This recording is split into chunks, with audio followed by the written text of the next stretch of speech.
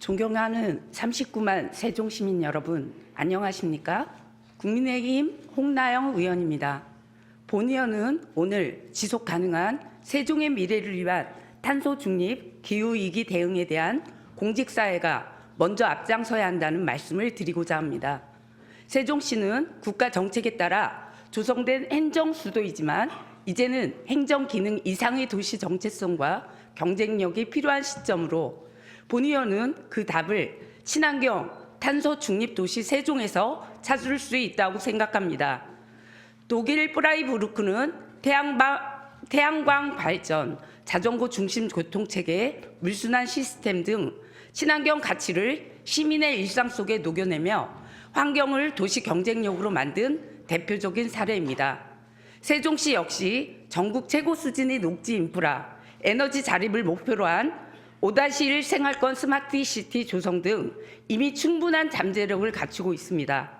그러나 잠재력만으로 부족하며 정책의 성패는 결국 실행과 현장의 디테일에서 결정됩니다. 이와 관련해 지난해 세종시 축제 현장의 사례를 말씀드리고자 합니다. 행사에 대한 시민 만족도는 매우 높았지만 아쉬운 점도 있었습니다. 행사의 인근에 배치된 경찰차와 소방차가 장시간 공회전을 했고 특히 푸드트럭 옆에서 경유 차량이 매연을 내뿜는 바람에 부모 입장에서는 아이들에게 마음 편히 먹거리를 사주기 어려웠다는 목소리도 나왔습니다.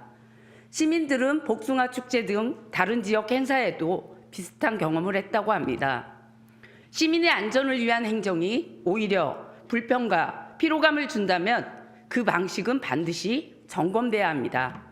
공회전 관리나 차량 배치 동선, 현장의 작은 차이가 불만을 감동으로 바꾸고 정책과 행정에 대한 신뢰의 출발점이 될 수 있음을 공직사회는 분명히 인식해야 합니다.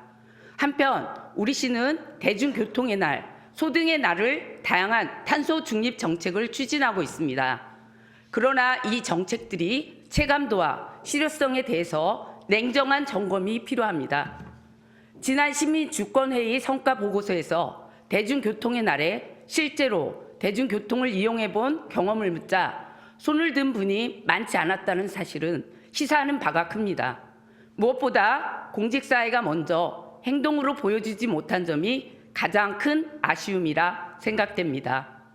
제도 시행 첫날 시장님께서 한 차례 대중교통을 이용하신 모습이 보도됐지만 이후 공직사회가 함께 참여하고 확산시키는 모습은 매우 부족했습니다. 시장님을 시작으로 의회를 포함한 공직사회가 지속적인 챌린지나 캠페인을 펼쳤다면 대중교통의 날은 정책을 넘어 세종의 문화로 자리 잡을 수 있었을 것입니다.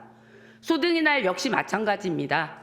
우리 시는 매월 22일 세종시 소등의 날을 운영하며 공문 발송과 온라인 캠페인 등을 통해 시민 참여를 유도하고 있지만 생활 속 실천으로 얼마나 이어지고 있는지는 의문입니다. 실제로 본 의원이 살고 있는 아파트 단지를 직접 둘러보며 확인해 봤지만 소등의 날 불이 꺼진 모습은 많지 않았습니다. 시민에게 참여를 요청하기 전에 공직사회가 먼저 동참하는 모습을 보여줄 때 정책은 비로소 설득력을 갖고 공감과 확산으로 이어질 것입니다. 우리 의원들 역시 예외일 수 없습니다. 집행부에서 탄소 중립을 강조하며 각종 백서와 홍보물 인쇄물을 줄이자면서 정작 행정사무감사 등 의정활동 과정에서 막대한 종이 자료를 요구하는 것이 과연 타당한지 돌아봐야 합니다. 남은 임기 동안 전자자료를 최대한 활용하는 의정활동을 제안드리며 본 의원부터 실천해 나가겠습니다.